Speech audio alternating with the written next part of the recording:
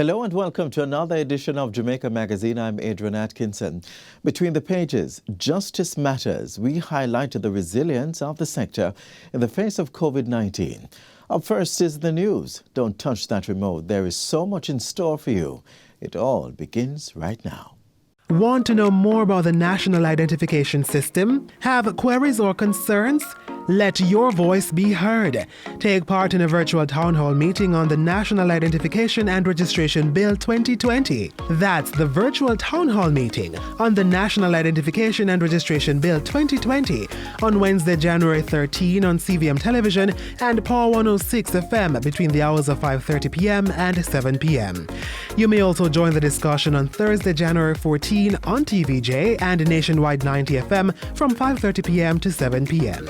Catch the virtual town hall meeting on all PBCJ platforms on January 13 and 14. Join us and learn how Jamaica will be part of the digital society.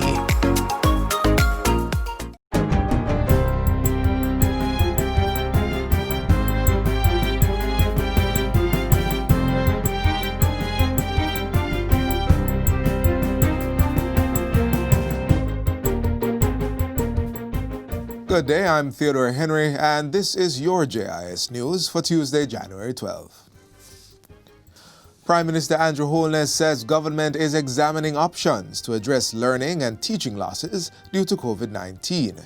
In addition to dispersing learning devices, Mr. Holness says government will be providing remedial classes. The Ministry of Education is working on that. So the government of Jamaica is seized of the possible negative impact that we will see manifest in a few months from now in terms of the education output, both in terms of quality and the number of persons meeting standards for matriculation. The Prime Minister was speaking at a recent distribution of 600 devices, including tablets and laptops, to PEP and CSEC students registered at schools within West Central St. Andrew. The devices were provided to students attending Balcombe Drive Primary and Junior High, Penwood High, Seawood Primary and Junior High, and DuPont Primary and Infant School. In the meantime, Prime Minister Andrew Holness says the state is carefully implementing all precautionary measures before returning to full face-to-face classes. 129 basic, primary and secondary level schools are participating in a pilot resumption of in-person teaching and learning. Even after the pandemic, devices such as these will be critical for your learning. So it's not just for the pandemic. We're using this as an opportunity to ensure that every Jamaican child can participate in the digital age with a device. I consider this now the book and pencil of learning. Every Jamaican child must have a device, whether it is a laptop, a tablet, or a smartphone. This is the way of the future. Tourism Minister Edmund Bartlett is calling on stakeholders in Negril, Westmoreland to exercise greater levels of compliance in keeping with the enhanced COVID-19 measures for the parish. The special measures include tighter curfew hours from 7 p.m. to 5 a.m. daily, which is in effect until January 15. This and other protocols are aimed at curtailing the spread of the virus across the parish, which has among the highest number of cases per population.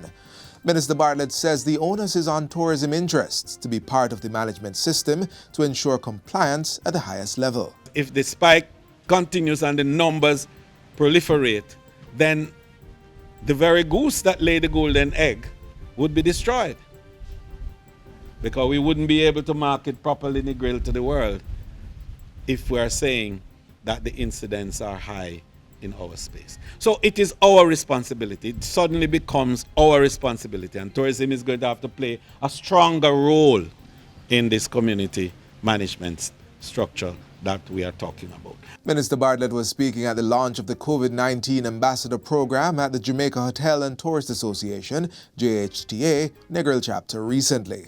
He pledged the ministry's support for the initiative. I look forward to providing whatever further support that we can from our end as a ministry to help you to make sure that we push back this insurgency and we bring the management of COVID in this area to a level that is acceptable on the basis of the science and the numbers.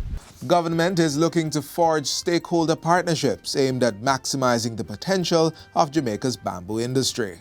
State Minister of Industry, Investment and Commerce, Dr. Norman Dunn, says discussions are underway with several overseas investors with a view to securing their support to expanding the sector. Additionally, he says the government is looking to partner with a United States-based university to explore the possibility of manufacturing more products from the plant. Jamaica continues to be in good hands, and we believe that the know-how exists right here for us to emerge, especially from COVID, stronger. We believe that the time is right for persons to invest in Jamaica. We are here to support the investment and the landscape to ensure that you can succeed in what you do. Minister Dunn was speaking with JIS News during a tour of Supercharged & Sons Furnishing Company at the White Marl Complex in St. Catherine recently. The entity uses local bamboo to manufacture furniture and is advanced in establishing a research and training center to facilitate the technology's transfer. Tax Administration Jamaica, TAJ, is introducing a new online platform for customers to make direct payment to the agency without going to a physical location. TAJ rolled out the pilot phase of its direct funds transfer project on January 11 for the payment of taxes and fees.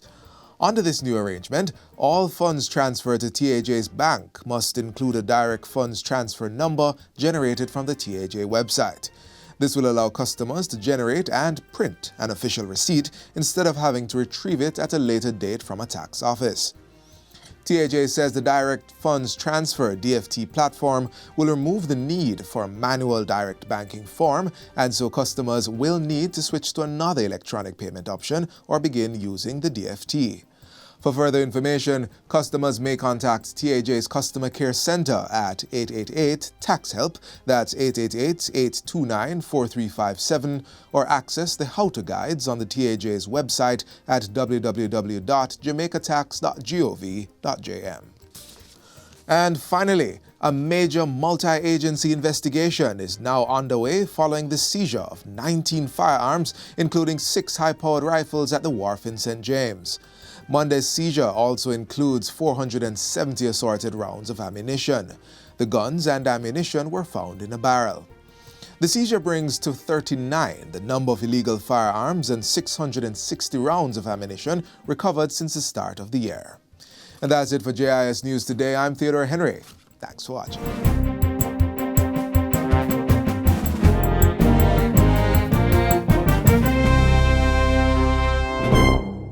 My job is to ensure that every man, woman and child maintain good health at all times. Our primary function is to ensure that government services are delivered effectively and efficiently.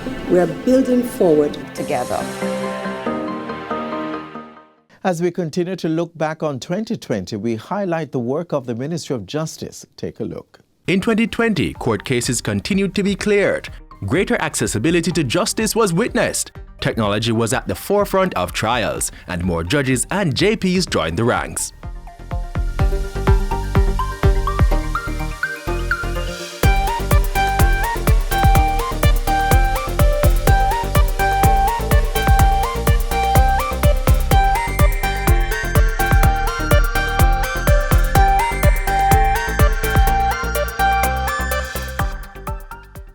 It would be hard to say that 2020 was never a challenging year. The world battled a pandemic and its accompanied problems.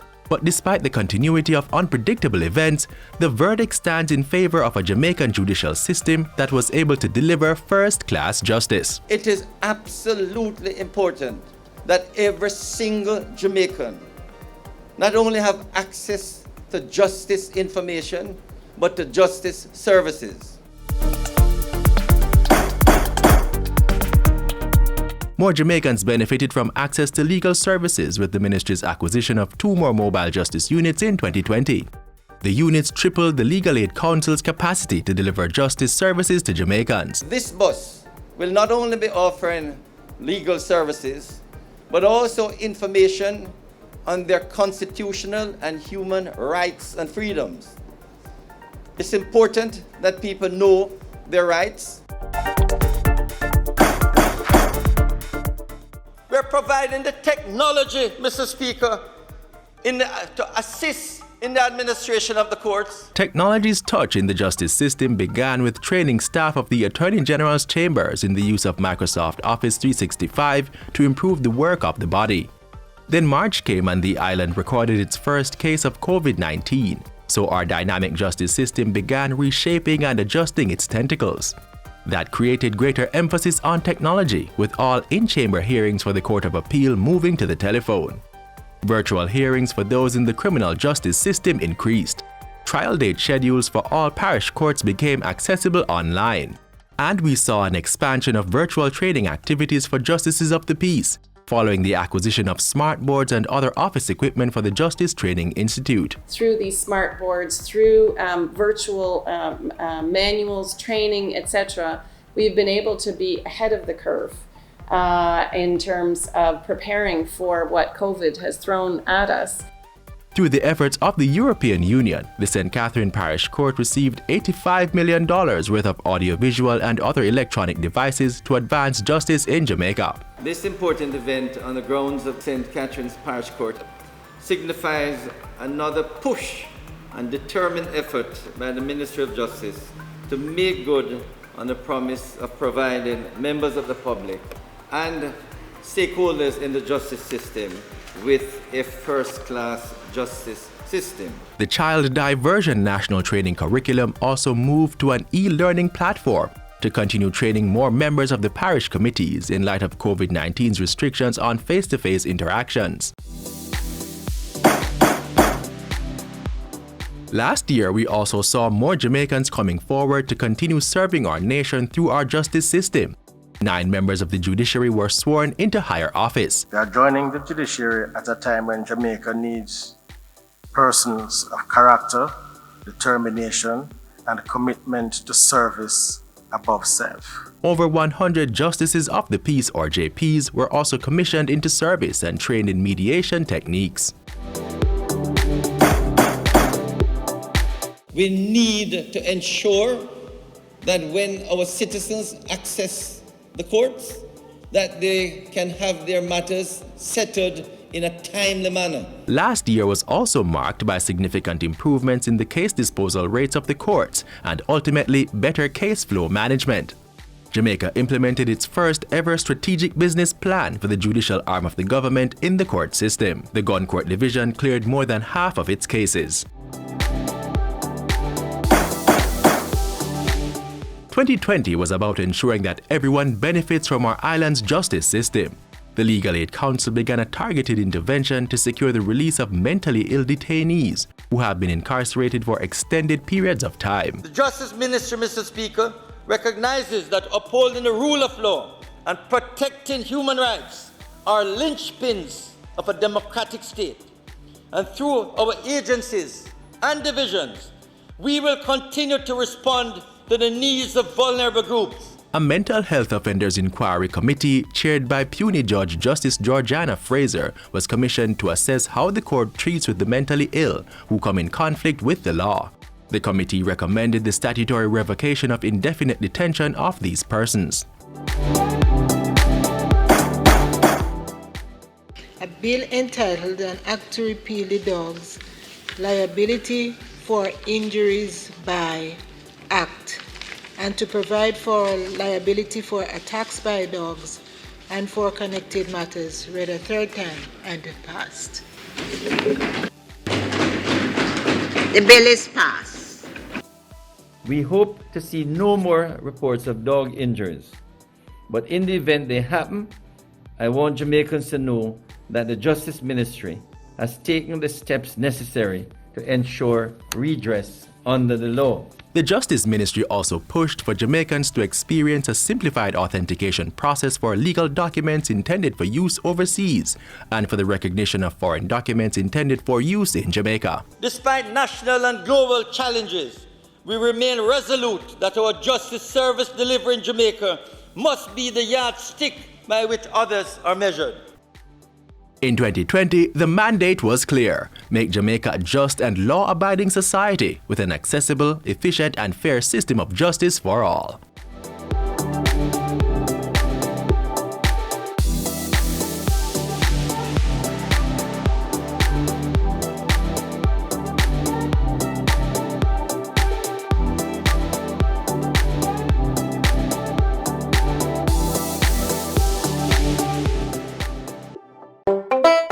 If I cancel them you off, make sure you gon' get them down. That is how we are go trace them, identify them, tag it and trace it. Prevent disease from spreading, your health is worth defending. Tag it and trace it. You know a thing fi hide, tag them with pride and put the coat even out of style. Tag it and trace it. A message from the Agricultural Competitiveness Program of the Ministry of Industry, Commerce, Agriculture and Fisheries. The Jamaica House Fellowship Program installed its second cohort a few months ago. Coming up, we get to know more about the fellows and the vibrant program that seeks to hone a personal understanding of governance.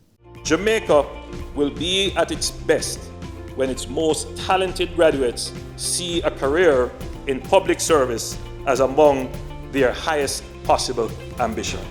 And so the Jamaica House Fellowship Program was born.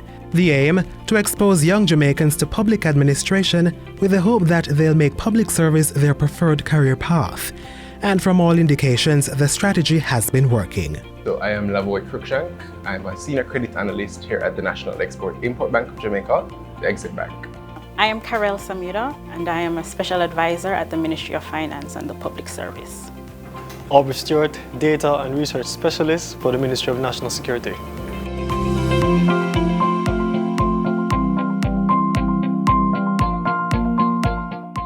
In 2016, Prime Minister Andrew Holness set out to transform the public sector. One of the avenues was the establishment of a program, the Jamaica House Fellowship, that targets bright young persons and shapes them into becoming efficient and effective leaders. This would be achieved through their participation in governance and policy decision-making processes. These young persons would work on, support and implement high-priority initiatives and objectives. Successful candidates enjoy the unique experience of interacting with members of the cabinet and senior officials in the Office of the Prime Minister and other ministries, departments and agencies. Each Jamaica House Fellow would receive a 2-year full-time paid internship and get support from technocrats and policymakers within the public sector. What we are interested in is creating entrepreneurs. We want you come into the organization, understand the rules, respect the history and tradition, but at the same time, figure out how we can look towards improving those rules, re-engineering those processes to become more efficient. In 2017, 8 talented young Jamaicans were selected to be a part of the program. They met regularly to create reports, which were later reviewed and submitted. Some of these reports are now being actioned within their respective ministries. The first one is the Marcus Garvey Public Sector Graduate Scholarship Program that I started while I was a fellow and then continued when I transitioned from the fellowship to my current role. I was there from the conceptual stage until the launch, so I was really excited about that. You will have heard the Minister of Finance speak of the Fiscal Council, the eventual establishment of the Fiscal Council, and I was heavily involved in the development of that, so I'm really excited. And then on another front, I've been working with colleagues here at the Ministry of Finance on our disaster risk financing policy and also our role on the international stage through the Coalition of Finance Ministers for Climate Action. I was one of the fellows who was appointed to the National Identification System project. I was appointed initially to the Economic Growth Council, and I've worked on key government policies, whether it's from the NHT, whether it's from the whole program as well, and whether it's even assisting with speech development. So it was pretty flexible, and it brought me here to the ministry, which I've worked on quite a number of social intervention strategies and policies. So yeah, it's been exciting. Working with the EDI project, youth empowerment in the digital animation industries, a World Bank funded project which allowed creatives the opportunity to explore themselves and to get the funding to explore themselves. I worked in finance in that program, moving it from the state where it was to the amazing project that it is now. But my work here, I was assigned to the Exim Bank in July 2018 in strategic planning and research, which allowed me to support the management and the managing director here at Exim in the formulation of strategy to allow small businesses access to finance.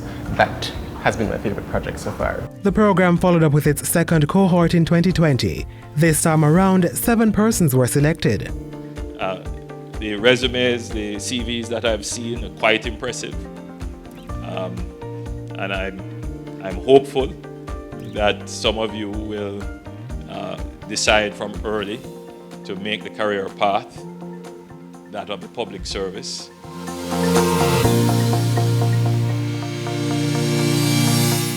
It was a very tedious process from application to being successfully selected. So if it is that you want to apply to become a Jamaica House Fellow, be prepared to go through that rigorous process of selection and to just give your best. Application forms are downloaded from and filled out on the program's website. Once submitted, applications undergo a 3-tier selection process. Under Level 1, the candidate's qualification is reviewed. So you required an undergraduate degree, minimum of 1 year experience. You had to show that you carried out community work, community service, and you had to upload 2 essays as well, right? You also required the names of 3 referees. At Level 2, a deeper analysis of the candidate's qualification is conducted. This includes a look at work experience and the level of responsibility of each applicant. There is also the processing of leadership, problem-solving and analytical skills, major accomplishments, and impact made on the community. From that process, the most qualified candidates are shortlisted. And at Level 3, applicants go through an interview process and are required to respond to a case study. You will get first-hand exposure to policy development. You will get first-hand exposure to policy implementation and project implementation. You will get to understand, the demands that are placed on government. And I hope that that will now stimulate thoughts in your minds as to how this can be improved. Among other things, deliver the following: prepare policy briefs, technical reports, assist with drafting submissions, concept papers, frameworks and systems for comprehensive and integrated implementation of national plans and priorities, carry out general research, qualitative and quantitative. You are also required to participate in any training sessions, seminars, very importantly, think tank sessions.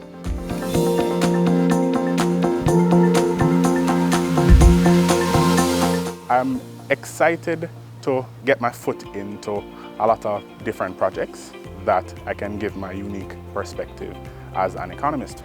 I am currently pursuing a master's in public policy and management. So this is all about the application of the theories that I learned. This would give me the chance to develop my leadership skills and actually apply what I have been learning in the International Youth Fellowship to national development. I hope to actually, through this program, at least start conversations around creating a more meaningful and a more engaging environment and an enabling environment for the citizens of Jamaica at large. I hope to give my knowledge base and expertise, my passion, my thirst for service, as well as as my thirst for knowledge and my team working sensibilities. We often think leadership is leading from the front, but it is servant leadership that I like to ascribe to, and that is leading through service. And so I want to be able to lead my country, contribute to nation building, but through a service, from a service platform. It truly is a program that offers prestige. It's an honor and a privilege for me to have been selected from 87 applicants.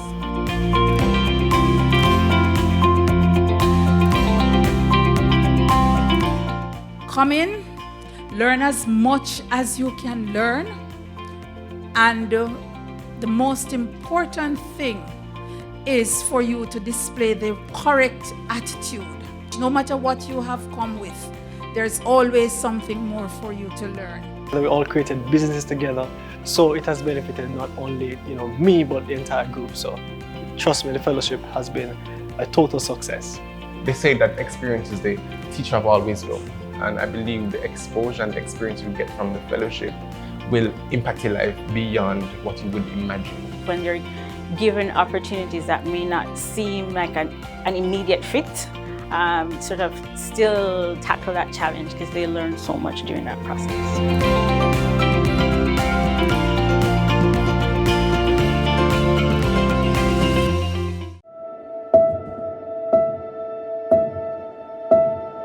We started off the year in good stead, and COVID came and destroyed a number of our markets. A global pandemic and heavy rains posed challenges, but the Ministry of Agriculture and Fisheries was successful in keeping the sectors afloat.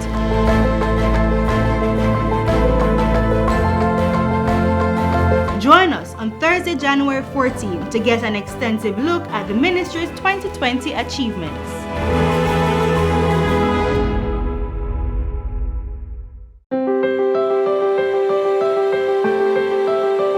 Solid waste management is a critical component of curtailing local transmission of COVID-19. As householders strive to keep their homes and frequently used surfaces clean, domestic garbage collection is now even more important. The National Solid Waste Management Authority, NSWMA, has called on citizens to partner with the agency in taking all measures possible to contain the spread of this virus. The recommended actions to support the sanitation crews are securing household garbage by properly bagging, tying, and placing in a container for collection, double bagging garbage containing tissue, gloves, face masks, and diapers, placing storage receptacles at the front of the premises where they can be accessed without hindrance 24 hours per day. Persons with uncollected garbage are also encouraged to contact the agency through the following media. Call toll-free at 888-CLEAN-JA, that's 888-253-2652, or WhatsApp 876-448-3220, or email nswma@nswma.gov.jm. Visit the agency's website www.nswma.gov.jm and reach out on Twitter, Instagram, and Facebook. The NSWMA continues to work closely with the Ministries of Local Government and Health to ensure the welfare of employees and the citizens of Jamaica.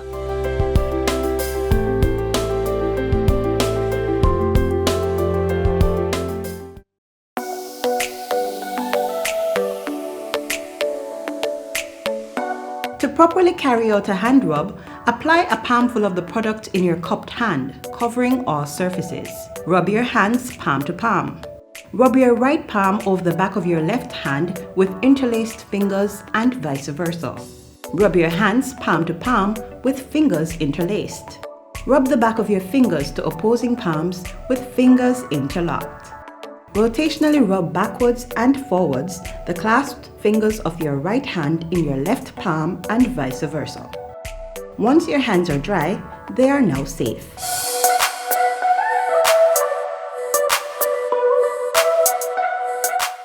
You've reached the final page of the magazine. Thanks for staying with us.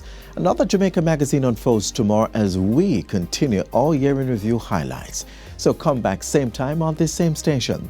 Until then, click on our social media pages for more informative features. While there, please subscribe to our pages and click that notification bell so you can stay in the know. I am Adrian Atkinson, encouraging you to think positive as you stay safe.